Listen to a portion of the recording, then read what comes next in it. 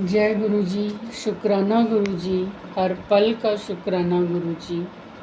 कोटि कोटान शुक्राना गुरु जी, अनंतम अनंतम शुक्राना गुरु जी।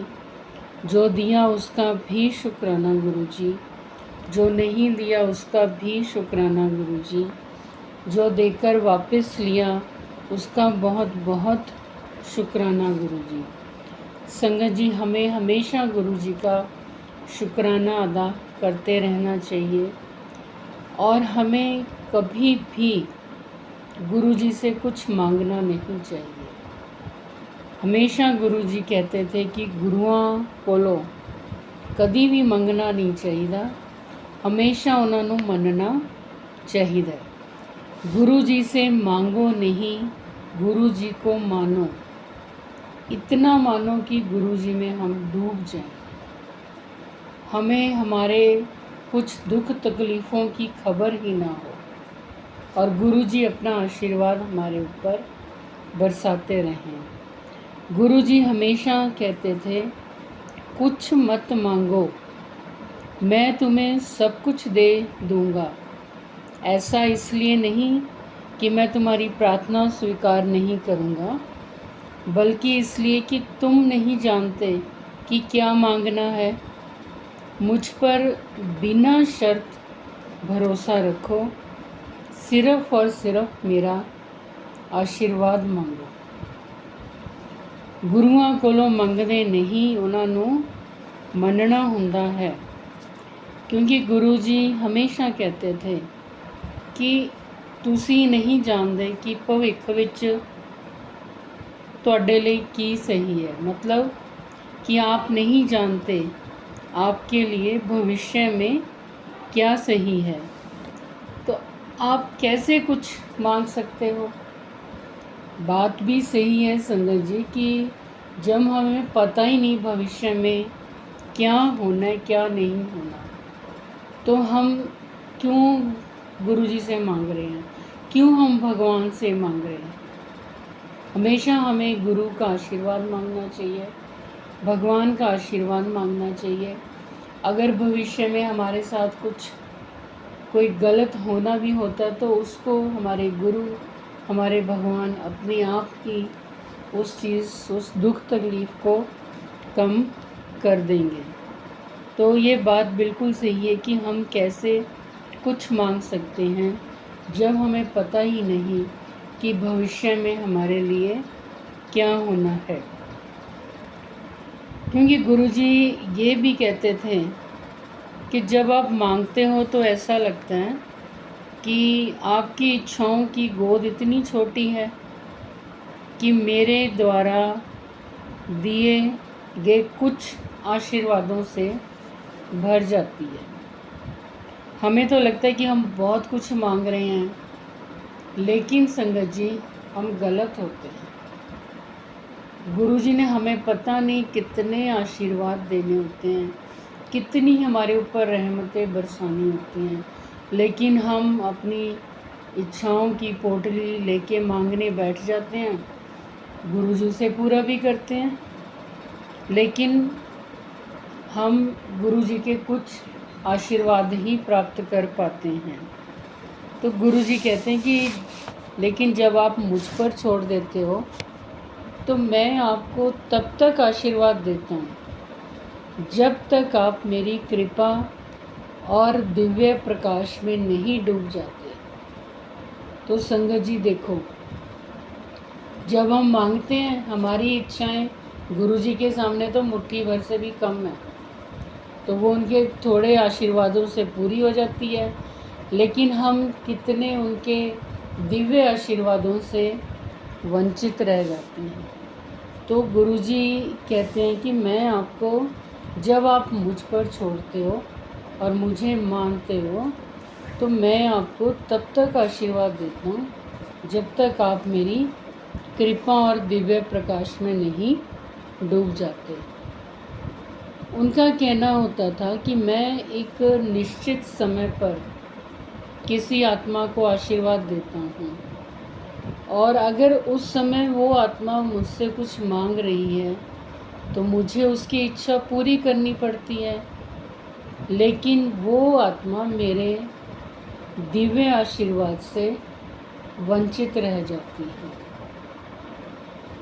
संगत जी, हम मानव जाति हैं और लालच भी आता है, स्वार्थ भी आता है, भगवान से, गुरु से मांगने बैठ जाते हैं। लेकिन हम कोशिश करें अपने आप को कि हम भगवान के अंदर तक डूब जाएं, गुरु जी के अंदर तक डूब जाएं कि गुरु जी मैं कुछ भी नहीं, जो कुछ है सो तेरा। मेरी प्रॉब्लम्स आपकी, मेरी खुशी आपकी, मेरे दुख आपके, मेरी तकलीफ़ें आपकी। अगर आपने संवारनी है तो आपकी मर्ज़ी, नहीं संवारनी तो भी आपकी मर्ज़ी। उसमें कुछ ना कुछ भलाई छिपी होगी। लेकिन संगत जी, इतना विश्वास रखें कि गुरु जी कभी भी हमें मझधार में नहीं छोड़ते, हमारी समस्या को नहीं छोड़ते मझधार में। अगर हमारे ऊपर कोई प्रॉब्लम्स आई भी हुई हैं तो उसके पीछे भी उनका कोई ना कोई मकसद रहता है, जो कि हमें समय आने पर पता चलता है जब हमारी समस्या दूर हो जाती है। इसलिए संगत जी, गुरु कोलो मंगो नहीं, गुरु नो मनो। संगत जी, आज हम एक संगत जी के 2 सत्संग आपसे शेयर करेंगे। बहुत ही ब्लेस्ड सत्संग है उनके। गुरु जी के मंत्र जाप के साथ उनका सत्संग मैं शेयर करती हूँ, जो कि मुझे व्हाट्सएप पर लिखती रूप में प्राप्त हुआ है।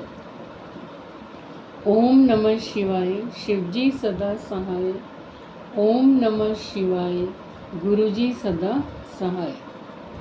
जय गुरु जी। मैं गुरु जी की बेटी देहरादून से, मैं गुरु जी का शुक्राना सत्संग शेयर कर रही हूँ। संगत जी, मुझे गुरु जी का मैसेज आया था कि मैं तुझे लाल चोले में दर्शन दूंगा।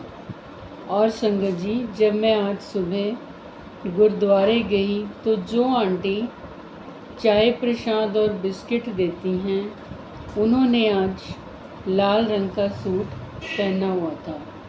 तो मुझे उन्हें देखकर बेहद खुशी हुई और गुरु जी का मुझे मैसेज याद आ गया कि मैं तेनों अज लाल चोले विच दर्शन दूंगा।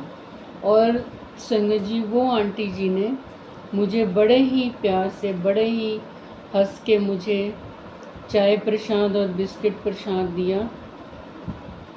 और मैंने मन ही मन में अपने अंदर हंसी लाकर, खुशी लाकर बोला, जय गुरु जी, शुक्राना गुरु जी, अनंतम अनंतम शुक्राना गुरु जी, बहुत बहुत शुक्राना गुरु जी।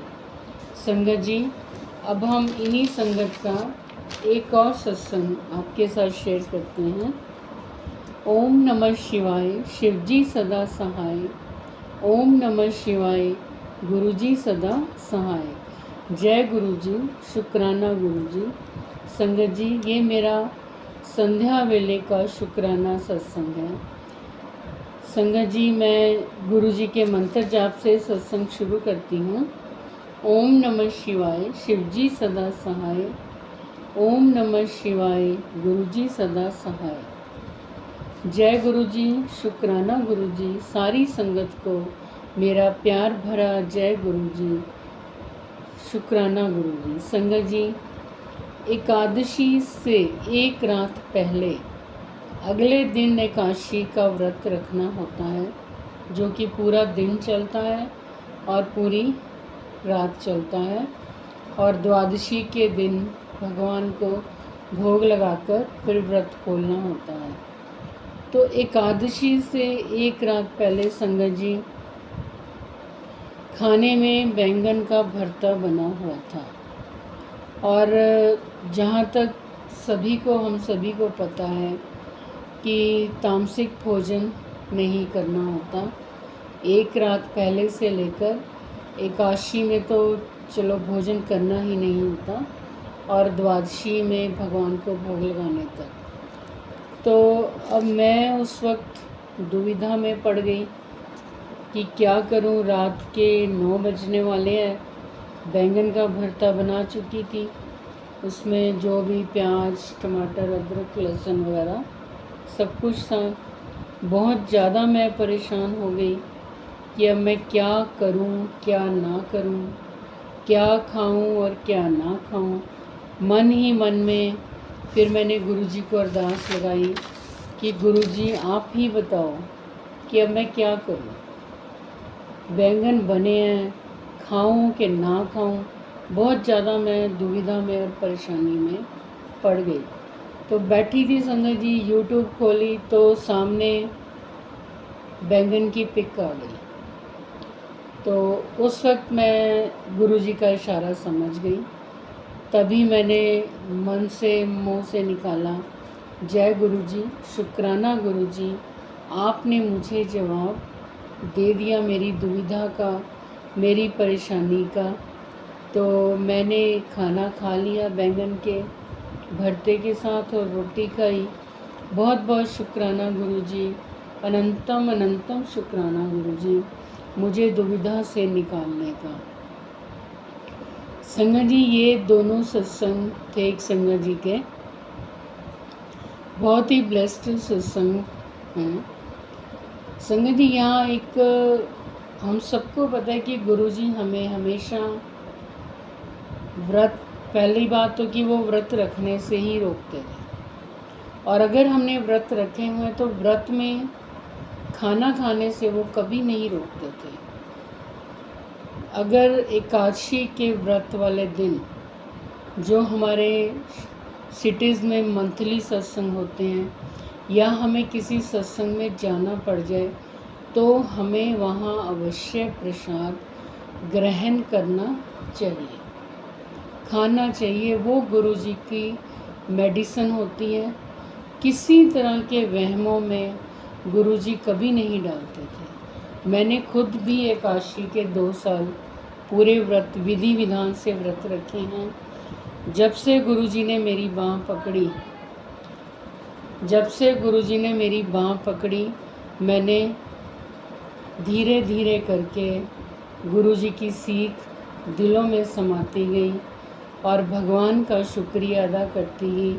और एकादशी के व्रत मैंने गुरुजी पर बस कि ठीक है गुरुजी, अब मैं नहीं रखूँगी। गुरुजी को, जब हम गुरुजी को सीरियसली फॉलो कर ही रहे हैं, सीख ले ही रहे हैं, तो हमें उनको फॉलो अवश्य करना चाहिए और गुरुजी का कहना अवश्य मानना चाहिए। जय गुरुजी, शुक्राना गुरुजी, अनंतम अनंतम शुक्राना गुरुजी, कोटि कोटान शुक्राना गुरुजी। संगत जी, अगर आप भी अपने ब्लेस सत्संग हमारे साथ शेयर करना चाहते हैं तो हमारे चैनल के डिस्क्रिप्शन बॉक्स में व्हाट्सएप नंबर दिया गया है, ईमेल आईडी दी गई है। आप वहां पर अपने ब्लेस सत्संग हमारे साथ शेयर कर सकते हैं, लिखती रूप में और ऑडियो रिकॉर्डिंग के रूप में। संगत जी, आप हमारे चैनल को सब्सक्राइब करें, लाइक करें, शेयर करें, कमेंट अवश्य करें और संगत जी, सत्संग को पूरा अवश्य सुनें।